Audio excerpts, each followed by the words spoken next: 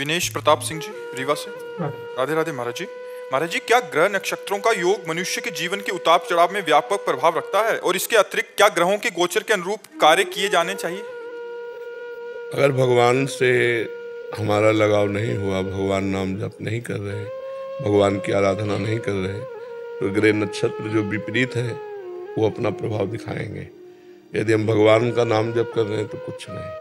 जानकी नाथ सहाय करें तब कौन बिगाड़ सके नर तेरो, जो पे कृष्ण चरण मन अर्पित तो करिया का नवग्रह रंक। यदि कृष्ण चरण में मन अर्पित है तो नवग्रह कुछ नहीं कर सकते। तो जब हम भगवत विमुख होते हैं, हमारे कर्म खोटे हो जाते हैं, तो ग्रह नक्षत्र विपरीत हो जाते हैं। जब हम भगवान के सन्मुख होते हैं, हमारे कर्म अच्छे होते हैं, तो विपरीत होते हुए भी हमारा मंगल करेंगे। तो शनि, राहु, केतु, मंगल, गुरु, देव भी हैं, ये सब भगवान के शासन में है। जो हम भगवान का चिंतन करेंगे तो इनके द्वारा कोई अनिष्ट नहीं होगा। हाँ, यदि हम इनका अनिष्ट जो करने की प्रक्रिया में है और इनकी हम आराधना कर देते हैं तो कुछ समय के लिए शांत हो जाएंगे, लेकिन ये फिर अनिष्ट करेंगे। और भगवान का यदि भजन करेंगे तो बिल्कुल शांत हो जाएंगे, अनिष्ट करेंगे ही नहीं। 7.5 पे शनिचर बैठा हो, पाई भर आपका कुछ रुआ भी नहीं टूट सकता। यदि आप भगवान के नाम जप में हैं, भगवान की आराधना करते हैं, दूसरों का भला चाहते हैं, आपका मंगल नहीं होगा।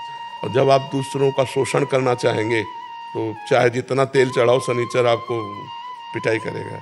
अरे तो भगवान की आराधना से समस्त ग्रह नक्षत्र देवी देवताओं के प्रकोप से बचा जा सकता है।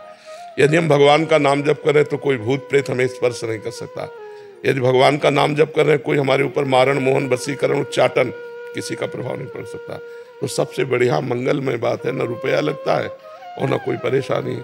राम राम, कृष्ण कृष्ण, राधा राधा, हरि हरि हर समय जपते रहो। इसीलिए सनक सनंदन सनातन सनत कुमार जी निरंतर जपते रहते हैं, हरि ही शरणम, हरि ही शरणम, हरि ही शरणम, हरि ही शरणम, हर समय जपते रहते हैं।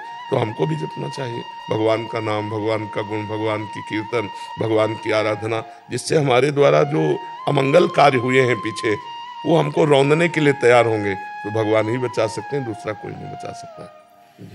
प्राचीश गोयल जी, राघव गोयल जी।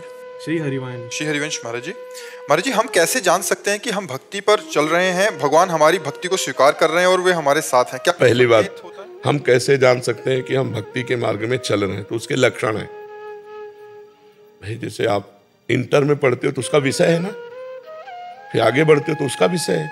ऐसे भक्ति का प्रारंभिक से लेकर के भगवत प्राप्ति तक का विषय है। हम भगवान का नाम जप करते हैं, हम भगवान का नाम कीर्तन करते हैं, भगवान की कथा सुनते हैं, भगवान को भोग लगा के प्रसाद पाते हैं और भगवान की शरण में है। यहाँ से भक्ति प्रारंभ होती है। और रंग लाते हुए किसी का हम अहित नहीं करेंगे, किसी माँ बहन की तरफ गंदी दृष्टि से नहीं देखेंगे, किसी का हम बुरा नहीं सोचते, बुरा नहीं करते, बुरा नहीं बोलते, और हमारा हृदय हर समय भगवान में लगा रहता है। हमारे अंदर भक्ति आ गई है, भगवान ने हमें स्वीकार कर लिया है।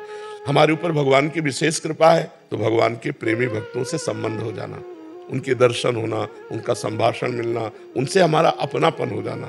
अब मोहि भाव भरोस हनुमंता, बिनु हरि कृपा मिले नहीं सुनता। विभीषण जी की भक्ति तो चल रही थी, लेकिन विश्वास तब हुआ जब हनुमान जी का दर्शन हुआ। शरणागति परिपक्व तब हुई जब हनुमान जी का पहले दर्शन हुआ, तब फिर राम जी की शरणागति हुई। तो प्रेमी महाभागवतों का दर्शन ये दुर्लभ है। सुत दारा धन लक्ष्मी पापियों के घर होए, संत समागम हरि कथा तुलसी दुर्लभ धोए। तो जब भगवत प्रेमी संतों का दर्शन हो तो समझना चाहिए भगवान हमारी भक्ति स्वीकार कर लिए, प्रसन्न हो रहे हैं। जब द्रवहि दीन दयालु राघो तो साधु संगति पाइए। संत समागम सम न लाभ कछु आन। अगर संत समागम मिल गया तो मतलब भगवान हम पर बहुत प्रसन्न है। तो हमारे भक्ति मार्ग का क्या लक्षण है, और भक्ति से हमारे भगवान प्रसन्न है। ये तीसरा क्या है? तीसरा है कि हम भगवान हमारी भक्ति को स्वीकार कर रहे हैं, वो हमारे साथ हैं। हाँ, समझ रहे ना।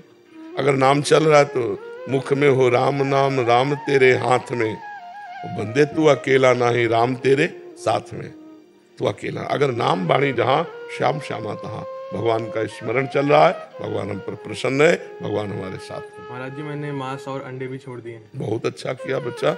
नरक में नोच नोच करके फिर शमशी से वो बड़े बड़े चोंच वाले जीव ऐसे से बहुत दंड मिलता है। देखो यहाँ भी एक नरक का नमूना है। एक्सीडेंट हुआ, घुस गई 3-4 इधर इधर से सब राड और सब सही। अब तड़प तड़प के मर रहा है, कोई बचाने वाला नहीं। फंसा है ऐसा। अब जब तक वो आएंगे, सब व्यवस्था होगी, तब तक वो मरे सड़े। ये नार की गति नहीं, ये सब कर्मों का ही तो फल है। अब आप कहते हो कि हम किसी पशु की हत्या नहीं करते लेकिन मांस खाते हैं, सब मांस खाना बंद करो, कोई काटेगा ही नहीं। सोचो, जब मांस की बिक्री बंद हो जाएगी तो पशुओं की हत्या अपने आप बंद हो जाएगी। तो एक एक करके मांस खाना बंद करो, गौ हत्या अपने आप बंद हो जाएगी, पशुओं की हत्या अपने आप बंद हो जाएगी। सृष्टि को समेटने का काम किसको है? भगवान को। भगवान 3 रूपों में है। एक में ब्रह्मा रूप से सृष्टि रचते हैं और हरि रूप से सृष्टि का पालन करते हैं और शिव रूप से सबको समेट लेते हैं। तो ये जिम्मेवारी उनकी है, हमको जिम्मेवारी थोड़ी मिली है। बहुत अच्छा किया, छोड़ दिया। और जो खाते हो हम प्रार्थना करते छोड़ दो, नहीं मरना तो तुम्हें है ही, मरने के बाद नरक में जो तुम्हारी दुर्गति होगी फिर वो तुम्हीं को भोगना पड़ेगा दूसरे के।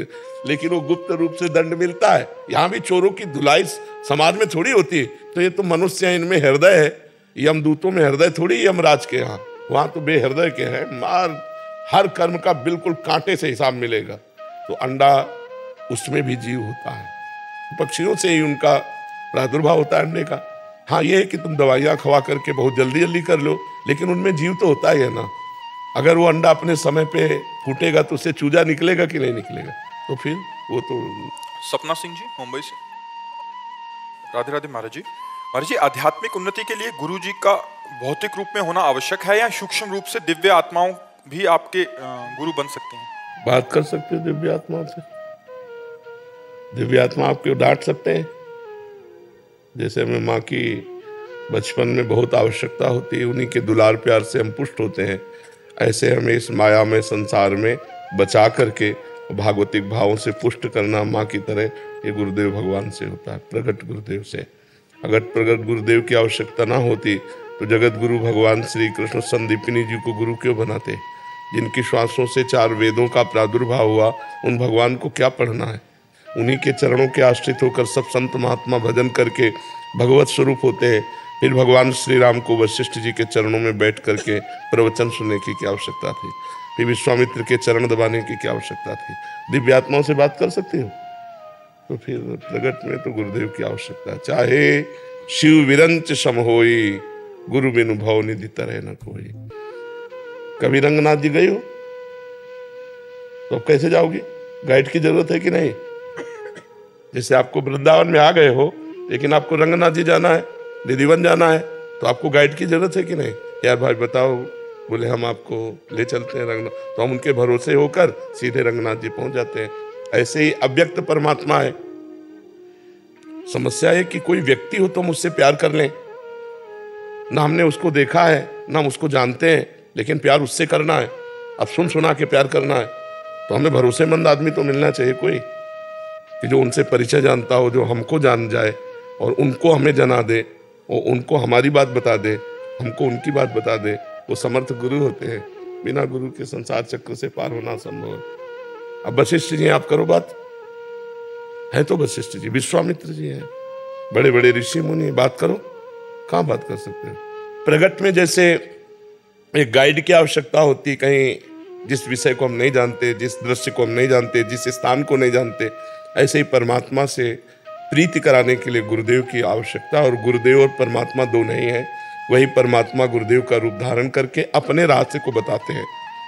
कहते हैं वो परमात्मा के रूप में, लेकिन वो बात अपनी ही बताते हैं। सोई जाने जेहि देहु जनाई और जानत तुम्हें तुम्हें हो जाए। तो अत्यंत गुरुदेव की आवश्यकता है। बिना गुरु के एक कदम भी हम परमार्थ में नहीं चल सकते, और जो चलते हैं वो नाटक होता है। वो सच्चा परमार्थ नहीं। सच्चा परमार्थ अहंकार रहित होता है, और अहंकार का नाश गुरुदेव की कृपा दृष्टि से होता है। सर्वम खलमिदम ब्रह्म, ये परमार्थ है। वासुदेवास्वरमिति, ये परमार्थ है। ये बिना गुरु कृपा के नहीं आता। हमें तो ऐसा लगता है कि जो कुछ है वो सब गुरु कृपा से है, और किसी को ऐसा लगता हो तो हमें प्रमाण दे दे कि हम बिना गुरु के सिद्ध हो गए, तो हमें पता चल जाए। आज तक हमें ऐसा कोई नहीं मिला जो लक्ष्य को प्राप्त किया हो बिना गुरु के, ऐसा नहीं मिला। महाराज जी, अध्यात्म में नहीं, ये वस्तुतः व्यवहार में भी ऐसा ही है। हम कह रहे चोरी करना है तो जेब काटने वाले के पास 10-5 दिन रहना पड़ेगा। चोरी करना है तो 10-5 दिन उसके हाथ पे जोड़ने पड़ेंगे। अरे हमें ढोलक बजानी है, हमें हारमोनियम बजानी है, तो हमें गुरु करना पड़ेगा यार। चोरी में भी गुरु करना पड़ता है, उसके हथकंडे सीखने पड़ते हैं। तो सतमार्ग अव्यक्त परमात्मा की प्राप्ति के लिए तो गुरुदेव की अत्यंत आवश्यकता है ही। सिमरन शर्मा जी, शाम राधा वल्लभ श्री हरिवंश। आपके चरणों में कोटि कोटि प्रणाम। महाराज जी, जैसे बुरा प्रारब्ध लौकिक उन्नति में बाधा उत्पन्न करता है, तो क्या यही बुरा प्रारब्ध हमारे भजन मार्ग आध्यात्मिक उन्नति में भी विक्षेप रूप में आता है? बाधा करेगा। तो जब साधकों के ऊपर बुरा प्रारब्ध आता है तो उनकी गंदी बातें बढ़ती हैं, उनके गंदे आचरणों में प्रीति होती है। जब अच्छा प्रारब्ध आता है तो अच्छे आचरणों में प्रीति होती है। तो बड़ी समस्या है, कोई छोटी मोटी समस्या थोड़ी माया। भाई आप लोगों को भूख लगी, भोजन पा लिया, भोग की इच्छा हुई पत्नी है, प्यार की इच्छा हुई पुत्र परिवार है। हम लोगों का ईमानदारी की बात समझो, एक दिन नहीं, 2 दिन नहीं, साल भर नहीं, 6 महीना नहीं, आजीवन लड़ना है। अब जिन्होंने अपना पूरा जीवन दिया है भगवान को, तो उनसे लड़के यही कहते कि यार तुम कुछ कम हो जाओगे क्या, यदि इनके सामने प्रकट हो जाओ, स्वप्न में आ जाओ तो उनका मन आप में लग जाए। अब बेचारे परेशान है, जैसे मेढक तौलना हो ना, ऐसी है साधना। खुला मेढक तौलना हो तो कितनी परेशानी, 4 को पलड़े में रखो, 2 निकल जा रहे, 2 को समेटो 4 निकल जा रहे, ऐसे है भाई। 10 इंद्रियां है, 1 मन है, 5 कर्मेंद्रियां, 5 ज्ञानेंद्रियां, शब्द स्पर्श रूप रस गंध, 1 समेटो 2 निकल जा रही, 2 समेटो 3 निकल जा रही, पूरा जीवन इसी में गुजरा जा रहा है। बहुत विचित्र भगवान की माया। शिव विरंचिका मोहई को है बपुरा आन, अस जिय जानि भजी मायापति भगवान। वो बस जैसे बने तैसे पकड़े रहे। जैसे तूफान आता है, कुछ सुहाई नहीं देता, तो पहाड़ का सहारा ले ले, मजबूत का सहारा ले ले, तो भगवान के चरण ही एक है। मामे वे प्रपद्यन्ते माया में ताम तरंतिते। नहीं तो बहुत विचित्र माया है। नौटंकी भले हो जाए, परमार्थ की, दम्भ जिसे कहते, पाखंड कहते, शुद्ध परमार्थ के लिए केवल भगवान की कृपा। और बहुत जलना पड़ता है, कोई खिलवाड़ का मार्ग नहीं, बहुत जलना पड़ता है। वो जो जला है वही जानता है। सच्चाई के मार्ग में चलने का मतलब ज्ञान का पंथ, कृपाण की धारा, परत खगेश लगे नहीं बारा, गिरने में देर नहीं लगती, चढ़ने में बहुत देर लगती है। भगवान ही संभाले, अंतिम तक भगवान संभाले, बस यही है। और किसी का ऐसे करके कोई नहीं। बाबा जी, जो फिर वो आनंद की स्थितियां, प्रेम की स्थितियां बताई हैं, तो उस उपासक कैसे वो स्वाद ले? उन्हीं की कृपा से। साधन तो एक निमित्त मात्र है, प्रधान कृपा से होती है। यह गुण साधन ते नहीं हुई, तुम्हारी कृपा पाव कोई कोई। भगवान की कृपा से कृपा पात्र बन गया, रो रो कर भगवान को पुकारा, तो भगवान आनंद देते चले जाते हैं। जिसके हृदय में बात बैठ गई, सबे अंग गुणहीन हो, ताको यतन न कोई, एक किशोरी कृपाते, जो कछु होई सो होय। मेरे में कोई गुण नहीं, हे लाडली जो आप कृपा करो, ये गंदी बातें हमारे हृदय से निकल जाएं, आपका अखंड चिंतन हो, अनन्य चिंतन हो, प्रेम में चिंतन हो, तब आनंद की स्थितियां में। अभी तो भोगों का चिंतन होता है, संसार का चिंतन होता है, शरीर का चिंतन होता है, मान प्रतिष्ठा है, नरक तुल्य है, इनका सब चिंतन होता है। अखंड चिंतन, लाडली आंसू बह रहे, गदगद सुरनैना, सजल दंपति रस रहे भीन, ईगत वृंदा विपिन में फिरे प्रेम तन्य। तो आनंद की स्थितियां कैसे आ जाए? जो ज्ञान की भूमिका है, जो भक्ति की भूमिका है, वो तब बढ़े जब उस पर चले, खड़े भक्ति के रोड में, और देख संसार की तरफ रहे। रुपया पैसा मान प्रतिष्ठा, ये सब बहुत नाटक है, बहुत नाटक है। जिस दिन सच्चाई आ जाएगी तो भगवान दूर नहीं, हृदय में ही बैठे हुए हैं, हृदय में ही बैठे हैं। जी पवन कुमार जी, अलीगढ़ से। गुरुदेव भगवान, आपके चरणों में कोटि कोटि प्रणाम। गुरुदेव, जैसे नाम जप, कीर्तन, शरणागत मंत्र, निरंतर भगवत चिंतन हो तो हमारे काम क्रोध आदि का प्रभाव कम होता है। करके तो देखो कम नहीं होता, नष्ट हो जाता है। करके निरंतर शब्द है ना, तो अंतर पढ़ने पर काम क्रोध आते हैं, अंतर न पड़े तो काम क्रोध को गुंजाइश ही कहाँ है? जब भगवत चिंतन एक तार चल रहा है, इनके लिए समय कहाँ है? गुरुदेव, उसमें दूसरा प्रश्न यही था कि जैसे जब जो शरणागत मंत्र है, जो श्री जी कृपा से नाम जप हो रहा है, कीर्तन कर रहे हैं आपकी कृपा से, तो उसमें जब विक्षेप होता है, जो हमारी अज्ञान की वजह, हम जैसे हमारा नाम छूट रहा है गुरुदेव भगवान, तो चिंतन नहीं हो पा रहा है, तो उसमें फिर ये होता है कि फिर जो चीज़ें मतलब काम वो हावी होती है गुरुदेव भगवान, तो फिर उसमें फिर ऐसा लगता है कि अब फिर जैसे आप बताते हो, लड़ना पड़ेगा साधक को यहाँ पे, फिर जबरदस्ती नाम जप करना पड़ेगा, कीर्तन करना पड़ेगा। फिर जो स्वाद श्री जी ने थोड़ा लगता है कि नाम कीर्तन स्वाद आ रहा है, तो वो छूट जाता है, तो फिर बहुत मतलब हाँ, ये तब तक चलता रहेगा जब तक भगवत साक्षात्कार नहीं होगा, क्योंकि काम क्रोध किसी और के नहीं है, ये इनके लड़का बच्चा है। श्री कृष्ण भगवान के जो प्रथम पुत्र प्रकट हुए प्रद्युम्न जी, ये कामावतार हैं, नहीं है? तो सब कुछ इन्हीं का है। अब साधन तो हमारा एक निमित्त है, बात बनेगी रोने से। कबीरा हंसना छोड़ दे, रोने से कर प्रीत, बिन रोए किन पाइयां, प्रेम प्यारा मीत। हमको तो असमर्थता दिखाई देती है। असमर्थ के समर्थ वो है। जब हम हर तरह से हार जाते हैं तब हमारे अंदर दिव्य बल पैदा होता है। जब तक लौकिक बल है तब तक दिव्य बल नहीं। लौकिक बल से माया जीती नहीं जा सकती। सुनेरी मैंने निर्बल के बल राम।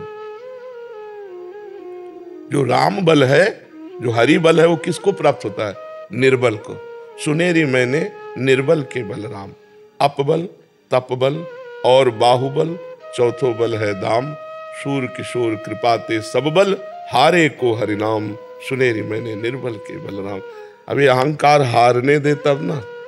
अपने में साधना का अहंकार, भक्ति का अहंकार, ज्ञान का अहंकार कहीं न कहीं, और ये सब हट जाए तो फिर भगवान संभाल लेते हैं।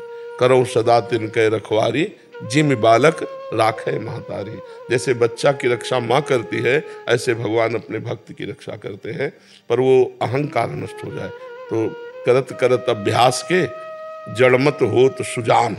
रस्सी आवत जात ही सिल पर होत निशान। हम बार बार अभ्यास, जब नाम जप का, मंत्र जप का, कीर्तन का कर रहे तो ये अभ्यास पुष्ट होगा और वो अभ्यास खत्म हो जाएगा। जो अनेक जन्मों से अभ्यास है काम, क्रोध, लोभ, मोह, मद, मत्सर का, वो खत्म हो जाएगा। पर ये स्फुरना तब तक रहेगी जब तक हमारे अंदर मलिनता है। और जहाँ मलिन हृदय निर्मल हुआ फिर स्फुरना भी नहीं है। ऊसर बरसई तृण नहीं जामा, संत हृदय जिम उपज न कामा। जब हृदय निर्मल हो जाएगा तो कामना ही उत्पन्न नहीं होगी। जैसे ऊसर में कितना भी बीज बो दो, कभी अंकुरण नहीं होने वाला, क्योंकि ऊसर भूमि उपजाऊ नहीं होती। ऐसे ही हृदय जब निर्मल हो जाता है तो कितना विषयों का संयोग हो, उसके अंदर कामना नहीं उत्पन्न हो सकती। नहीं स्वात्मा रामम विषय मृग तृष्णाम भ्रमयति। मुझे हारना नहीं है। भजन आदि में उत्साह पूर्वक और बढ़ाते जाना है। ये काम क्रोध जितना वेग होंगे तो ठाकुर जी है ही हैं, वो देख लेंगे। हम शरणागत हैं, उनकी शरण में हैं। अच्छा, ठाकुर जी की केवल शरण में नहीं है, उनके भक्तों की शरण में है। तो अगर वो ना देखेंगे तो उनके भक्त देखकर उनको कहेंगे कि देखो गुरु जी इसीलिए है कि देखो ना आपका शरणागत है। और वो देख लिए तो निहाल हो जाएगी। जिनकी एक कृपा दृष्टि, गोस्वामी तुलसीदास जी कहते हैं, जाकी कृपा लवलेस ते, मतिमंद तुलसी दास हो, पायो परम विश्राम, राम समान प्रभु नाहि प्रभु। जिनकी एक कृपा को मात्र से परम विश्राम मिले। परम विश्राम, अब कोई विकार नहीं, हृदय शांत निर्मल, ये भगवान की ही कृपा से होगा। महाराज कृपा करे तभी उनकी ये विचित्र रंग बिरंगी मनोहर माया हमारे नेत्रों के सामने अपना प्रभाव न दिखावे। नहीं तो इतनी सुहावनी है माया कि भगवान भविष्य के लिए टाल दिए जाते हैं कि कल भगवान से मिल लेंगे, आज माया से मिल लेते। आज भोग ले और भविष्य में भगवान की प्राप्ति कर लेंगे, ऐसा मन कह देता है तो बहुत धोखा हो जाएगा। भविष्य हमारे हाथ में नहीं है। शाम तक हम जिए कि ना जिए, हमें अभी भगवान से प्रीति करनी है, अभी भगवान का नाम जप करना है, अभी भगवान से जुड़ना है, तो हमारा जीवन धन्य हो जाएगा। गुरुदेव निरंतरता और अधिक, और हाँ, बस घबराना नहीं। हार जाए तो भी घबराना नहीं, गिर जाए तो भी घबराना नहीं। बहादुर आदमी की तरह चलना है। जैसे हम फेल हो गए, मानो भ्रष्ट हो गए, तो भी हम नहीं रुकेंगे। फिर भी राधा राधा राधा राधा राधा राधा, सब ठीक हो जाएगा। क्योंकि बहुत बड़ा युद्ध है, छोटा मोटा नहीं, बहुत बड़े खिलाड़ियों से युद्ध है। बड़े बड़े दिग्विजयी योद्धाओं को परास्त कर दिया काम क्रोध ने। देखो नारद जी काम विजयी हुए तो चरित्र पढ़ के देख लो, उनको मन में आया कि मैं काम विजयी, तो देखो क्या हालत हो गई। बड़े बड़े ऋषि मुनियों को डिगा दे, ऐसी भगवान की माया है। इसलिए हम तो बच्चे हैं, छोटे बन के निकल जाओ और जहाँ गिरो वहीं पुकारो, देखो प्रभु आपकी माया है, हमें गिरा रहे, नाथ आप बचाओ, वही बचा लेंगे। तो नंबर बढ़िया आ जाएंगे, गिरने पर भी नंबर बढ़िया आ जाएंगे। पास होना पक्का इस मार्ग में फेल होना नहीं होता। अगर हमने 100 बार नाम जप किया और भ्रष्ट हो गए तो भ्रष्ट का दंड मिलेगा। 100 बार नाम तो हमारा जमा हुआ है। जब 100 बार के बाद हमारा भजन शुरू होगा तो 101 से शुरू होगा, 99 से नहीं। इसमें ये लाभ होता है। और भ्रष्ट भी अगर हो गया तो सरकारी आदमी है, बड़ी सुविधा मिलती है उसको। उस श्रीमान कुलवान धनवानों के यहाँ जन्म होता है और फिर वो भक्ति के अंकुर जो हृदय में, वो उसे महान बना देते हैं। घाटा तो है ही नहीं भजन करने में, बस लग जाए, भजन में लग जाए। आकाश दुबे जी, जमशेदपुर से। राधे राधे महाराज जी। राधे राधे महाराज जी। महाराज जी, पिछले 7-8 महीने से आपका सत्संग सुन रहा हूँ। महाराज जी, मेरा एक प्रश्न है कि जिस प्रकार आत्मा अविनाशी है, तो क्या मन भी अविनाशी है एवं एक ही मन आत्मा के साथ अलग अलग जन्मों में शरीर धारण करता है? मन का नाश अवश्यंभावी है। मन मार्या तन बस में कीन्हा, हुआ भरम शब्दो। अमना हो जाना मन का मर जाना है। कोई कामना ना होना मन ही नहीं है, कामना ही मन है। कामना का नाश हो जाना अंतःकरण का शांत हो जाना है।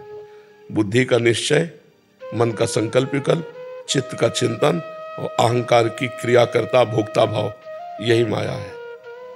जब हम भगवत चिंतन के द्वारा मन को निसंकल्प कर देते हैं, बुद्धि को सांसारिक निश्चय से रहित कर देते हैं, चित्त को चिंतन शून्य या चिंतन परायण, भगवत चिंतन परायण या चिंतन शून्य कर देते हैं, और अहंकार भगवान के चरणों में समर्पित हो जाता है, तो अंतःकरण लय को प्राप्त हो जाता है, बस आत्मस्वरूप। अब वो न करता है न भोगता है। इसीलिए 5वें अध्याय में गीता जी की लिखा है को खाते हुए, पीते हुए, चलते हुए, सूंघते हुए, सब कुछ करते हुए भी कुछ नहीं करता, क्योंकि अंतःकरण लय को प्राप्त हो गया है। अब प्रकृति के द्वारा उसके शरीर से हलचल हो रही, वो आत्मस्वरूप में स्थित रहता है। तो मन का निर्विषय हो जाना मन का मर जाना है। मन का विषय चिंतन करना मन का जीवित रहना है। और मूल में मन इंद्रियाणाम मनश्चास्मि, ये भगवान ही है। सब कुछ भगवान ही बने हुए हैं। तो इंद्रियों में मन मैं हूँ भगवान कहते हैं। तो अमना मन खत्म, उसका जो फसाव था वो खत्म। अब वो श्री कृष्ण में हो गया, बुद्धि श्री कृष्ण में हो गई, चित्त श्री कृष्ण में हो गया, अहंकार श्री कृष्ण में हो गया, तो अंतःकरण लय को प्राप्त हो गया। अब अंतःकरण जब लय हुआ तो बचा आत्मस्वरूप। अब वो जीवन मुक्त महापुरुष, न जन्म न मरण। और जब तक अंतःकरण जीवित है तब तक ये जन्म मरण चलता रहेगा।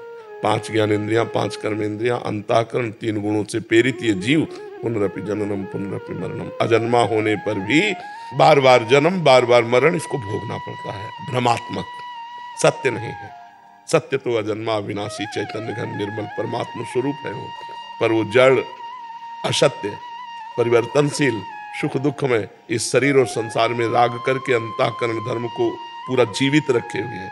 बस वही बार बार जन्म मरण होता है जो इसे मिटा दे। आपका प्रश्न है कि हम अपने अंदर की आत्मा को देख पाएंगे? अगर आप अलग होते दृष्टा और आत्मा अलग होती तो आप देख पाते। जब आप देखने जाओगे तो देख ही नहीं पाओगे, क्योंकि आप ही हो। अनुभव तत्त्वम असि, उपनिषद क्या कहते हैं? तत् माने वह परमात्मा, त्वम तुम ही, असि हो तुम ही हो। जब खोजने गए तो खोजने वाला गायब हो गया, जब मिला तो मैं ही मिला। जब तक हम खोज रहे हैं तो जिसकी वृत्ति करके खोज रहे हैं तो दो द्वैत, और जब मिला तो खोजने वाला गायब हो गया। जानत तुम्हें हो जाए, ब्रह्मविद ब्रह्म ही भवति, कोई दूसरा नहीं। एको ब्रह्म द्वितीयो नास्ति, वही आत्मा वही परमात्मा और वही तुम हो।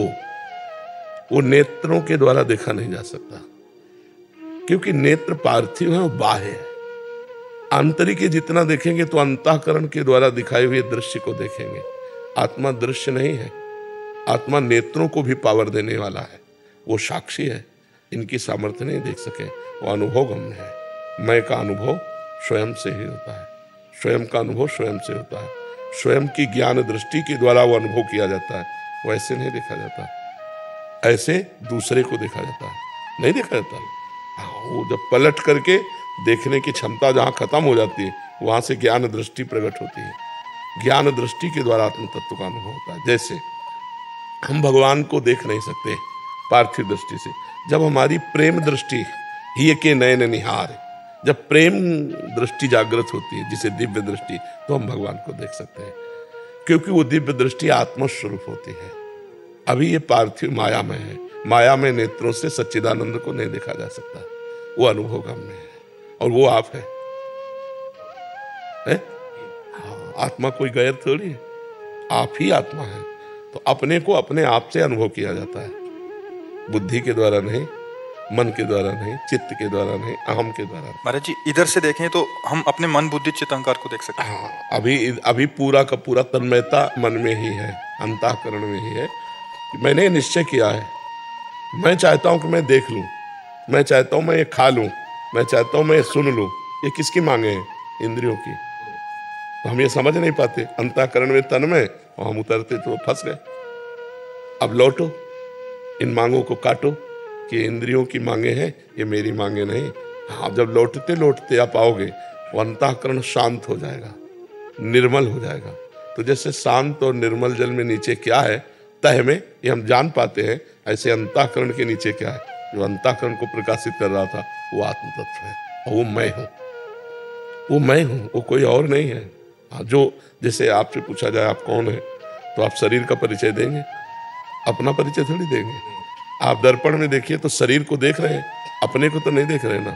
हाँ, अब जब इस शरीर को देखना बंद हो जाएगा, शरीर से मतलब खत्म हो जाएगा, तब आप अपनी तरफ बढ़ेंगे। अभी उसी को वैराग्य कहते हैं। देह और देह के संबंधी भोग और देह संबंधियों से जब वैराग्य हो जाता है, तब वो अपने स्वरूप की तरफ लौटता है। अभी तुम यहीं फंसे हैं, कीचड़ में फंसे हैं। तो गुरु कृपा से इस कीचड़ से निकलेंगे, पांच भौतिक कीचड़ में। ये बहुत बड़ा प्रपंच का दलदल है, इससे भगवान ही पार करते हैं। ठीक। प्रियांशु जी हरिद्वार से। महाराज जी आपके चरणों में कोटि कोटि प्रणाम। महाराज जी, हमारे हित मार्ग में सबसे बड़ा कर्तव्य कर्म क्या है? सुख देवे को चावचित सब सो हित निष्काम, यह सुधर्म हरिवंश को नाम गिरा विश्राम। हर समय वाणी में नाम चलता रहे, या चतुरासी जी चलती रहे, और सुख देवे को चावचित, सबको सुख देने का भाव हो, और किसी से कोई कामना न हो, ये हमारा हित धर्म है। नाम वाणी जहाँ श्याम श्यामा तहाँ, नाम वाणी चल रही है और दूसरों को सुख देने की भावना है, किसी से सुख लेने की चाह नहीं, ये हमारा हित धर्म है। सुख देवे को चावचित सब सो हित निष्काम, या सुधर्म हरिवंश को नाम गिरा विश्राम। हमारी विश्राम स्थली है कि या चतुरासी जी चल रही, या निज मंत्र शरणागत मंत्र राधा वल्लभ श्री हरिवंश राधा राधा नाम चल रहा है। और जो भी मिले हंसे बोले बहुमान दे, मुस्कुरा के मिले, उसको सुख प्रदान करे, किसी से कोई चाह ना रखे। ये भावना है कि सबको सुख प्रदान करे, मन से, वचन से, कर्म से सबको सुख प्रदान करना। सब में हमारे भगवान विराजमान है, इस भावना से। यही हमारा धर्म है। अजय चौधरी जी जम्मू से। महाराज जी आपके चरणों में कोटि कोटि प्रणाम। महाराज जी, मेरा प्रश्न है कि जैसे हम पैदल यात्रा करते हैं, हमें जो भी लोग मिलते हैं वो हमें खाने पीने का सामान देते हैं, पैसे देते हैं, क्या हमें वो सामान या वस्तु लेनी? यदि आपके पास नहीं है तो आप ले सकते हैं, अगर आपके पास है तो क्यों अपना पुण्य नष्ट करेंगे? क्योंकि आपको जो खिलाएगा पिलाएगा, रुपया पैसा देगा, वो आपका हिस्सेदार बनेगा आपकी यात्रा में, और उसका पुण्य ले लेगा।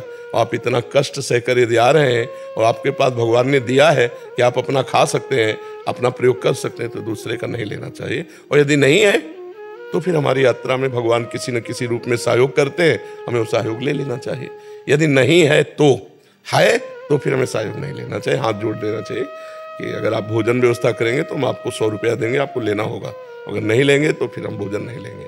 ऐसी भावना से चले तो समस्त पुण्य वो अधिकारी बन जाएगा। और अगर दूसरा कोई पैर दबाता है, कोई कपड़ा दे देता है, कोई पैसा दे देता है, कोई भोजन, वो सब ले जाते हैं, हमारा जो तप है, हमारा जो पुण्य है, वो क्षीण होता रहता है। तो ये सावधानी रखे।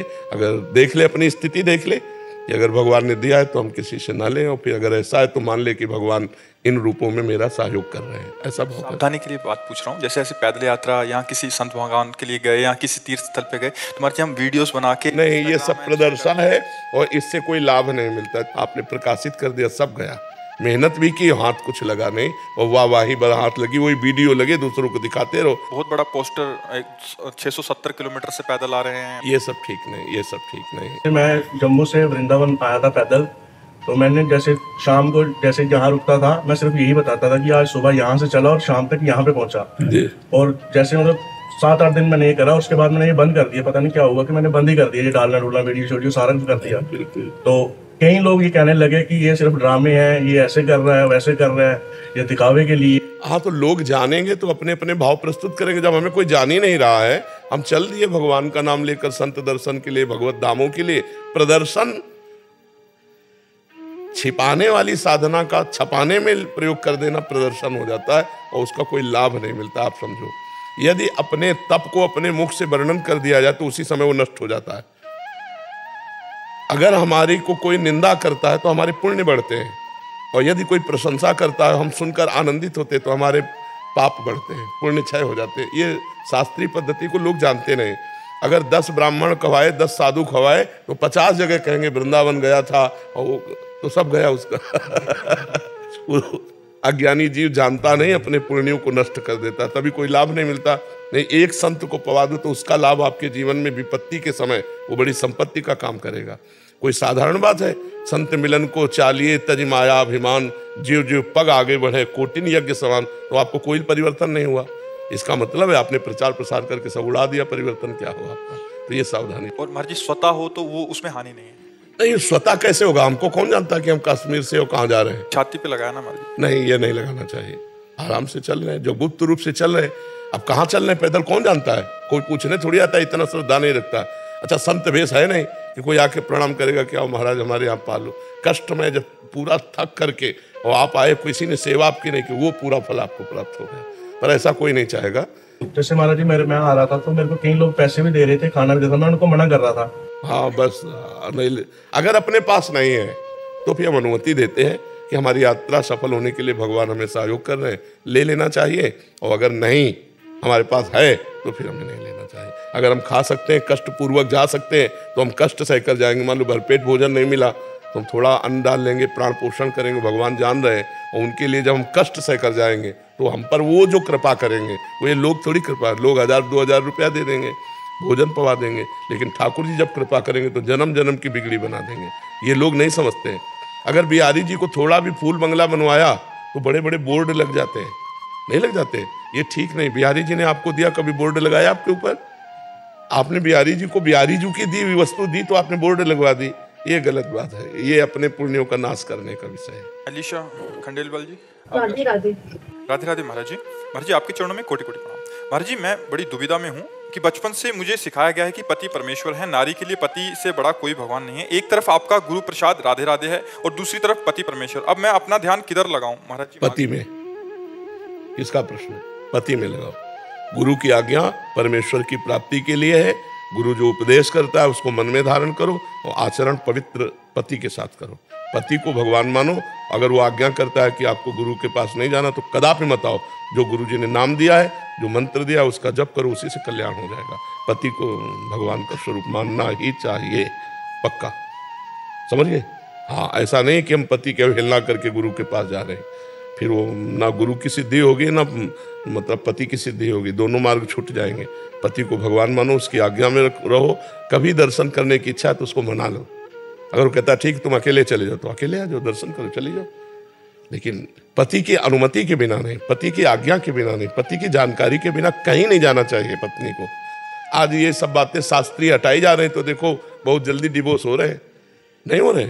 और पति को चाहिए, चाहे जितना बड़ा धर्म कार्य हो, पत्नी को सूचना दिए बिना ना करें, उसका साथ लिए बिना ना करें, तभी तो अर्धांग होगा। और आज धर्म की बातें मानी नहीं जाती, इसलिए सब बड़ा विस्फोट हो रहा है, बड़ी हानियां हो रही हैं। अब तो क्या मतलब क्या कहा जाए, बहुत विचित्र खेल है कि अब लो नसानी अब ना नस, अब जो कुछ हुआ हुआ, अब हमारा पति हमारे लिए सर्वस्व है, ऐसा मान ले। पर ऐसा बड़ा विचित्र है, चरित्रहीन जीवन होता जा रहा है। नहीं, चाहे पुरुष हो चाहे स्त्री हो, चरित्र मतलब बचाना कोई नहीं चाहता।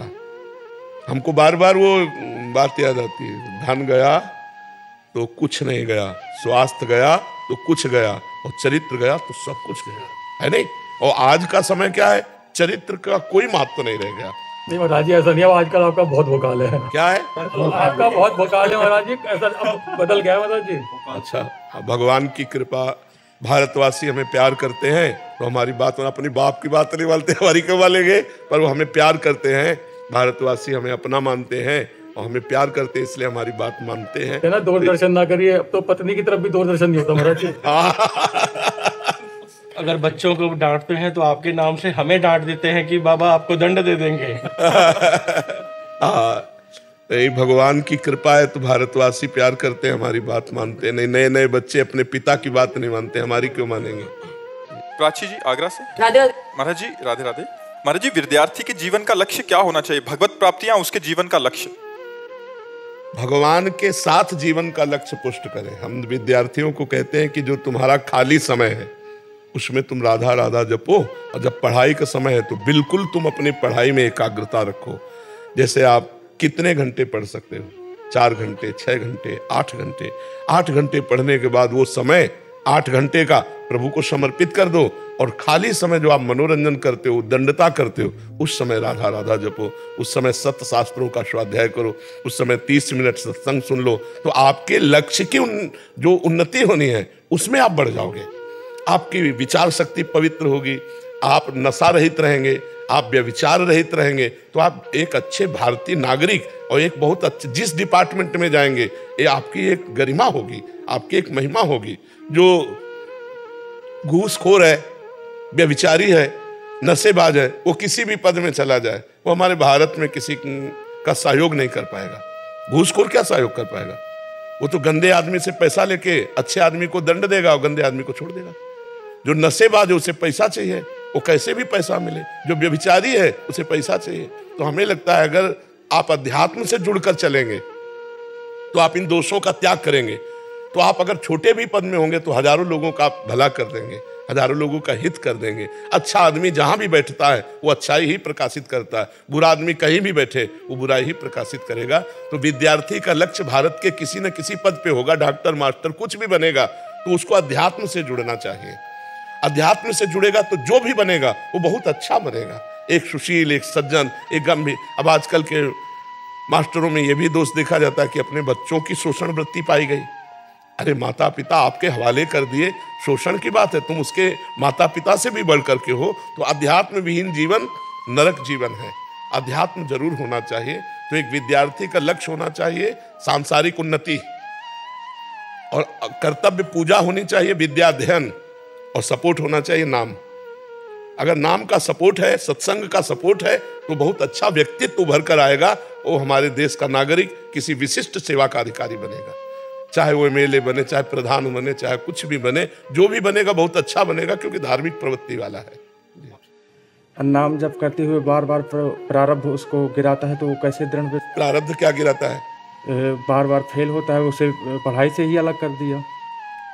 हम कह रहे हैं हमारे प्रश्न जितने भी आएंगे हमारे ही क्लास के चैप्टर के आते हैं कि और क्लास के आते हैं? नौकरी वाले, जैसे वो नौकरी के लिए एग्जाम दिया जाता है, नौकरी का एग्जाम जो दिया जाता है, अगर हम सर्वतोभावेन परिपक्व हैं और फिर हमको नौकरी नहीं मिल रही, तो हमें संतोष करना चाहिए कि हमारे किसी बुरे कर्मों का प्रारब्ध भोग है, और हमें बैठना नहीं चाहिए, हमें दूसरा प्रयास करना चाहिए। हर बार प्रारब्ध अगर फेल कर रहा है तो हम दूसरे चैप्टर में आ जाते हैं। नौकरी नहीं है तो पढ़े लिखे हो, कुछ छोटा व्यापार कर लो, कुछ नहीं तो 500 रुपया लेबरी के मिलते हैं, 8 घंटे हम इज्जत से कमाएंगे और अपने माता पिता परिवार की सेवा करेंगे। हमें निराश होने की जरूरत नहीं, हमें हताश होने की जरूरत नहीं।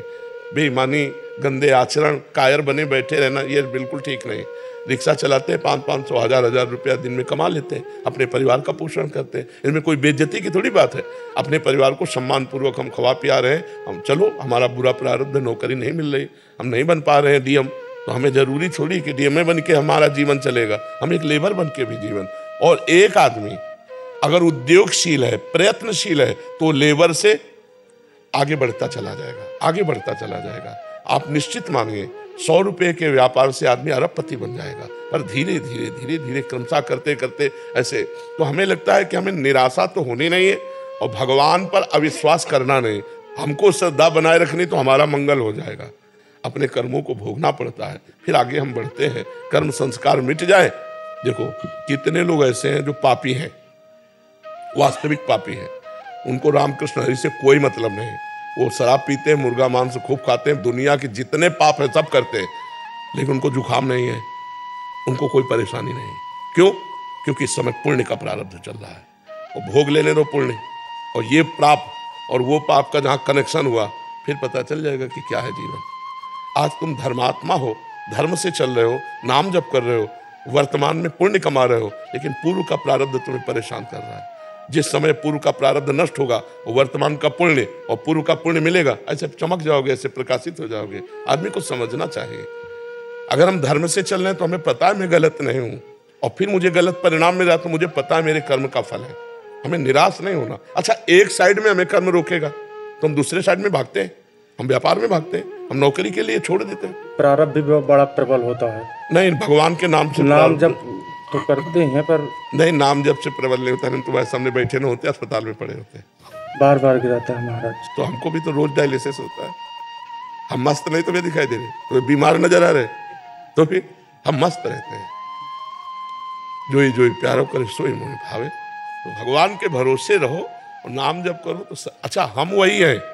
कई कई दिन भोजन नहीं पाया, कई कई दिन भोजन नहीं। तुम अगर हमारी बात सुनोगे तो तुम्हें विश्वास नहीं होगा। बालू खाई है, गंगा जी की बालू, भूख से व्याकुल हो गए तो ऐसे बालू उठाए, उसके जो शंख के टूटे टूटे होते वो फेंका, ऐसे 4-5 अंजलियों गंगा जल पिया, कुछ ही नहीं। तो महाराज जी उस समय आपने ये नहीं सोचा कि भगवान तो देख ही रहे हैं कि हम भूखे हैं, तो इतना कठोर? अरे हम भगवान के देखने के चक्कर में थे, ये भगवान हमें देख रहे हैं, सोचने की जगह नहीं थी। अरे हम तो भगवान कैसे मिले, कैसे उनको देखो, वो हमें देख रहे हैं सब कुछ। महाराज कठोर नहीं है भगवान, जब बाजुर खा रहे हो तो इतना तो थोड़ा दया करनी चाहिए भगवान को कि बाजुर ही खवा रहे। एक बार देख लिया ना उन्होंने कि कितना समर्पण है। महाराज जी परीक्षा लेते हैं भगवान बहुत तेजी। अगर एक बार उनकी परीक्षा में पास हो गए तो बस फिर निहाल कर दे। महाराज कई बार लेते हैं। नहीं, एक बार का मतलब होता है हर डिपार्टमेंट में लेते हैं, खान पान, देखना सुनना, परिवार, ऐसा। 9 साल से हमारी परीक्षा ही ले रहे हैं बार बार, इसलिए। नहीं तो कृपा भी तो के, आप हमारे सामने बैठकर बातें सुन रहे हो उनकी, तो कृपा नहीं है उनकी। हाँ, तो कृपा ना होती तो आप हमारे सामने ना आ पाते, बिना भगवान की कृपा के नहीं। आपकी कृपा से नाम जप चलो। आप चिंता न करो, एक दिन तुम देख लेना, सुदामा जी को कई कई दिन भोजन नहीं मिलता था और आखिरी परिणाम ये हुआ कि जैसी द्वारिकापुरी वैसी सुदामापुरी। आपके ही दृढ़ विश्वास में अभी तक 9। चलो यार, तुम चलो, पार हो जाओगे, हमारी बात मान लो। अमीरी गरीबी यहाँ की झंझटें हैं, वहाँ के लिए तो तुम बिल्कुल तैयार हो रहे हो ना, अच्छे आचरण कर रहे हो, बुरा आचरण नहीं कर रहे, बहुत अच्छे से चलो। आप बिल्कुल अच्छे से समझो, मतलब हर सीन देखे हुए हैं भगवान की। कठिन है महाराज। हाँ, कठिन तो है ही, अब कठिन तो है ही, लेकिन भगवान से जुड़े रहने में कोई कठिन नहीं, प्राण देना भी कोई कठिन नहीं लगता। न जब चले तो नहीं, बिल्कुल दृढ़ विश्वास हो सकता है। दुखी मत हो, मस्त रहो यार, मस्त। मनुष्य जीवन मस्ती के लिए मिला है, तुम मस्त रहो, हम पक्का कह रहे। अब क्या क्या जो बताएंगे तुम्हें उपहास सा लगेगा। नीचे कुशासन, ये वृंदावन में, और सर्दी में उड़ने के लिए कंबल नहीं था, टाट जो होते ना, बोरा जो गेहूं के, वो उड़ते थे, बोरा। और पेट भरने के लिए रोटी मांग लाते थे, सब्जी नहीं थी तो एक ब्रजवासी थे, तो आंवले की ठुड्डियाँ जो होती है ना, वो सूखी भाई कंडियाँ जिसे कहते हैं, तो वो 4 निकाल के ऐसे कटोरी में रख जाते, रोटी मांग के लाते, ऐसे ऐसे करके, ऐसे जब खाने लायक थे तब दिया नहीं, और जब भोजन दिया तो खाने लायक नहीं रह गए, किडनी पहले तो लीवर भी परेशान हो, उससे थोड़ी बड़ा लीला बिहारी है। अब बिल्कुल हम आपसे कह रहे हैं, निश्चिंत रहो, एक दिन अभी इसी समय धनी हो आप, क्योंकि आपके पास जो नाम रूपी धन है वो अविनाशी है। बच्चा, कबीरा सब जग निर्धना, धनवंता नहीं कोई, धनवंता सोई जानिए, जाके राम नाम धन हो। आज थोड़ी गरीबी है तो कल अमीरी भी आ जाएगी। गरीबी अमीरी है जीवन काटने के लिए, लेकिन जिसके लिए जीवन है वो आप कर रहे हो, भगवान के लिए कर रहे हो, इसलिए परेशान होने की जरूरत। हिमांशु तिवारी जी जबलपुर से। श्री हरिवंश महाराज जी, राधे राधे, आपके चरणों में कोटि कोटि प्रणाम। महाराज जी, आपने एक बार बतलाया था कि विशेष लक्ष्य की प्राप्ति के लिए विशेष साधना करनी पड़ती है। जिस तरह से श्री जी की प्राप्ति के लिए उनका नाम जप, अष्टयाम सेवा, वाणी जी आदि की आवश्यकता होती है, उसी तरह भगवान शिव की भक्ति और कृपा की किस तरह की साधना करनी पड़ती है महाराज जी? सबसे पहली साधना है, किसी भी भगवान को प्रसन्न करना हो तो अपने को उनके हवाले कर दो, इसे शरणागति कहते हैं। जैसे भगवान शंकर, मन वचन कर्म से हे शिव मैं आपका हूं। सबसे पहली जरूरत है अपने आप। शिव को ये सांसारिक वस्तुएं नहीं चाहिए। लोग भगवान को क्या समझ रहे हैं? अरे अनंत ब्रह्मांड जिनके एक संकल्प में प्रकट हो गए, उन भगवान के बच्चे तुम हो यार। तुम्हारे पास जो कुछ है सब उनका दिया हुआ है, तो उनको क्या दोगे? तो फिर हम भगवान की सेवा कैसे करें? सब कुछ उनका दिया हुआ। जैसे एक पिता अपने 4 पुत्रों को सेव लाया और एक एक दे दिया। अब उनमें से एक बालक दौड़ के आया और अपने पिता के मुख में पवाने लगा। पिता ही लाया है, बालक को पाने के लिए दिया है, लेकिन उसने पहले नहीं पाया अपने पिता क्या करेगा? गोद में उठा लेगा और दुलार करके उससे सेव लेगा और अपने हाथ से उसको पाएगा। यही तो मेरे भगवान करते हैं। जब कोई भक्त भोग लगाता है तो थाल वापस आती है, लेकिन वो बहुत बड़ी सेवा बन गई। तो दियम वस्तु गोविंदम तुभ्यमेव समर्पे, आपकी दी हुई वस्तु आपको समर्पित है। तो सबसे पहले भगवान को प्रसन्न करने के लिए अपना सब कुछ दे, लेकिन धोखेबाजी से नहीं। जैसे आरती में गाया जाता है ना, तन मन धन सब प्रभु आपका। क्या इस पे खरे उतरते हैं हम लोग? बेईमानी है। हम क्या मानते हैं सब कुछ भगवान का है? अगर मानते हैं तो चाहे वो रख ले हमारे पास तो जय जय, और सब ले जाएं तो जय जय। हमें बुरा नहीं लगेगा, क्योंकि हमारी वस्तु तुम्हारे पास धरोहर के रूप में रखी, हम ले लेते थे, तुम्हें क्यों बुरा लगेगा? लेकिन नहीं, हमें बुरा लगता है। हम लोग केवल जबान से कहते तन मन धन सब तेरा, हम खरे नहीं उतरते। अगर खरे उतर जाए तो केवल कहने मात्र से भगवान की प्राप्ति हो जाएगी, क्योंकि भगवान आपको दिए यार। भगवान को कुछ लक्ष्मी जी चरण दाती रहती है, लक्ष्मी जी की तरफ नहीं हेरते, वैसे अपने आनंद में मगन रहते। हमारे भगवान की माया में एक पहाड़ है जिसका नाम सुमेर पर्वत है, 4 लाख योजन का है। 4 लाख योजन, 1 योजन माने 4 कोस, 1 कोस माने 3 किलोमीटर। 4 लाख योजन का सोने का पहाड़, उनको तुम किलो 2 किलो का मुकुट चढ़ा दिए तो कोई बहुत बड़ी बात कर रही है। जिनके एक संकल्प से अनंत ब्रह्मांड सृजित हुए, उनके हम हो जाएं, यही सबसे बड़ी आराधना। और भगवान श्री तो यार बहुत मस्त भगवान है। धतूरे का फल, अकौड़े का फूल, एक चुल्लू जल, हर हर महादेव, इतने में राजी हो गए। अरे लेकिन सच्ची साधना का स्वरूप है तन मन प्राण भगवान को समर्पित कर देना। समझ पा रहे हैं आप? गुरुदेव, आपने भगवान शिव के भी दर्शन किए, तो आपने कैसी साधना की थी उसको प्राप्त करने के? क्या उनके दर्शन किए? यही साधना की थी। घाटों में पड़े रहते थे, तन मन प्राण समर्पित करके, एक भी श्वास व्यर्थ नहीं जाने देते थे। आज भी हमारे पास 1 रुपया नहीं, न जीवन में कभी लिया है, न जीवन में रखा है, न जीवन में रखेंगे। कभी ऐसे किसी से नहीं। जो आ जाता भोजन घाट में, कभी भरपेट भोजन नहीं मिलता था, कभी कोई इतना सतुआ, कभी एक बर्फी। अब आज तो भगवान जैसे रख रहे हैं वैसे रह रहे हैं। ऐसा जीवन नहीं था। एक वस्त्र केवल और एक ही लगन कि मैं भगवत साक्षात। अब बचपन से निकले थे, 13 वर्ष की अवस्था, कोई दुख से थोड़े निकले थे कि किसी विपत्ति या दुख या संकट से हम बाबा जी बन गए हो। खूब ज्ञान पूर्वक निकले थे कि मेरा लक्ष्य क्या है, तो उसी लक्ष्य की प्राप्ति के लिए तड़पन रहती है। अब 13 से लेके 55-56 का शरीर होगा, इतनी आयु पूरी व्यतीत हुई है केवल भगवान में। एक भी दोस्त हमारा संसार में नहीं, तो दुश्मन कहां से हो जाएगा? जब दोस्त नहीं, दुश्मन कैसे? सब भगवत स्वरूप है, सबको हम प्यार करते हैं, लेकिन हम किसी से दोस्ती नहीं रखते। ममता नहीं, आसक्ति नहीं, दोस्ती नहीं, शत्रुता नहीं, सब में भगवत भाव रखते हैं। तो यही भाव वहाँ काशी के घाटों में, बस भिक्षुक रूप में जो हमें उदर पोषण के लिए कभी सतुआ मिल जाता, कभी बर्फी के 2 टुकड़े मिल जाते। रात दिन लगन थी मुझे भगवान की प्राप्ति करनी है। तो जो हम चाह करते हैं भगवान उसकी पूर्ति कर देते हैं। अब उन्होंने कृपा करके वृंदावन भेज दिया, प्रिया प्रीतम की उपासना में भेज दिया, और ये समाज को सेवा दिलानी थी, इसलिए उन्होंने ऐसा संयोग करा दिया। तो उन्हीं का सारा खेल है। भगवान शिव की ही कृपा से हमें जो कुछ प्राप्त है वो उन्हीं की कृपा से प्राप्त है। पर हमारा शिव जी के सिवा कोई था नहीं। कभी किसी आश्रम नहीं गए, कभी किसी मठ मंदिर में नहीं सोए, घाटों में पड़ के सोना और व्याकुल होकर रोना। कैसे प्रभु मिलोगे आप, कैसे मिलो? बस हमें तो कुछ पता नहीं आप कैसे मिलोगे। तो वो जब कोई दैन्य होकर के भगवान के लिए निर्जन स्थान पर सेवन करते हुए रोता है, तो ये पुकार भगवान को जाती। भाव बिन सुनी पुकारे मैं कभी सुनता नहीं, और भाव पूरी तो टेर ही करती मुझे लाचार है। भगवान भाव से बस में हो जाते। ये वस्तु ऐसा पदार्थ नहीं, केवल भाव चाहिए उनको। तुम भाव से उनको पुकारो, जरूर दर्शन देंगे। लेकिन कौन दर्शन चाहता है? ये सही में नहीं दर्शन चाहता। दर्शन चाहने की जब बात आती है ना बच्चा, तो जैसे कोई दिल को मसला करे, शायद इसको ही इश्क कहते हो। हर समय एक विशेष तड़पन, हर समय एक विशेष आहत, जैसे कोई आदमी होना, केवल एक ही बात, कब प्रभु मिलेंगे, कब मिलेंगे, कब मिलेंगे। वो अब जैसे आपके माँ है, आपके पिता है, आपके भाई, आपके परिवार है, तो आपको जीवन व्यतीत करना अच्छा लगता है ना। उसकी सोचो जिसने माँ पिता भाई बंधु सब होते हुए छोड़ दिए, ना कोई सुख, ना कोई सुविधा, ना कोई मनोरंजन, और केवल भगवान के लिए, तब वो भगवान की चाहत, भगवान की प्राप्ति की बात आती है।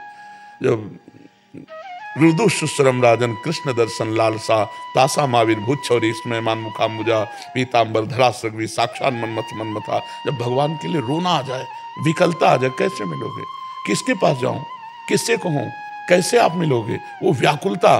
तो भगवान जब व्याकुलता देखते हैं, तो भगवान सब में है, सब जगह है, सब रूपों में है। जिस रूप में चाहो उस रूप में भगवान का दर्शन कर लो। लेकिन दर्शन कौन भगवान का चाहता है? कौन चाहता है मैं तुम्हें देखना चाहता हूँ, मैं तुमसे प्यार करना चाहता हूँ? सारा जगत अपने सने संबंधियों से प्यार करता है, मैंने हर संबंध तोड़ा है केवल आपके प्यार के लिए। आप मुझे आपसे आंख लड़ानी, दूसरे से नहीं, ऐसा कौन है? और जो है तो आंख लड़ गई है। ऐसा ले कि प्रभु ऐसे मिलते हो कि ध्यान में मिले, ऐसे देखा है जैसे तुम्हें देखा है, ऐसे प्रभु को। ठीक 12 बजे दोपहर का समय, चिलचिलाती धूप, कोई एक बंदा भी नहीं, 80 घाटों में कोई एक बंदा भी नहीं, तपती हुई उसमें नंगे पैर, एक छोटा सा त्रिशूल हाथ में लिए, विशाल जटाएं, और जो स्वरूप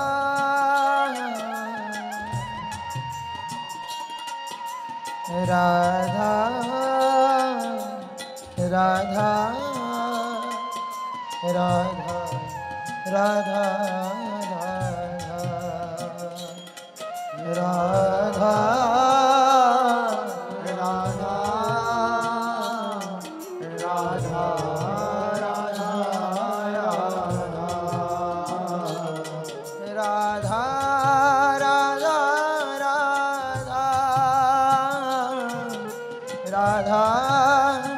राधा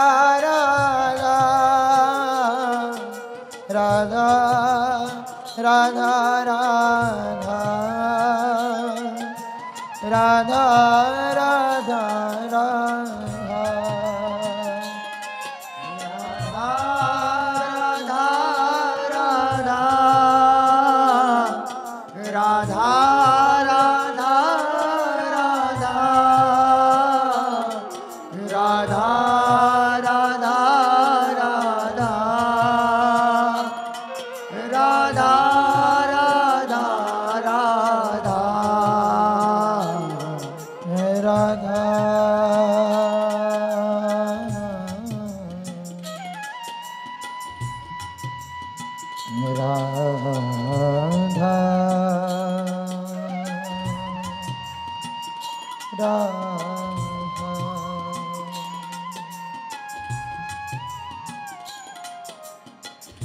इतना तो कबहू हसीने हो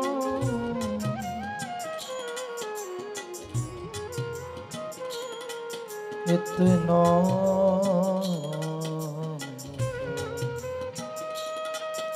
कबहू हसीने हो सुनहु कृपालु किशोरी राधे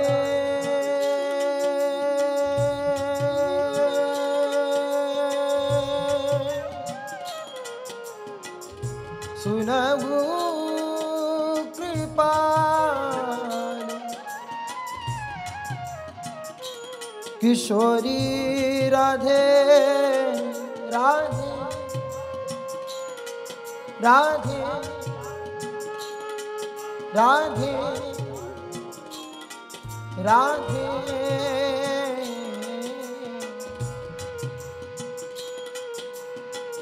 सुनहु कृपाल किशोरी राधे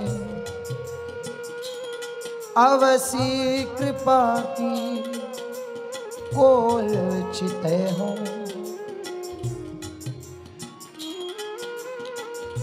इतना तो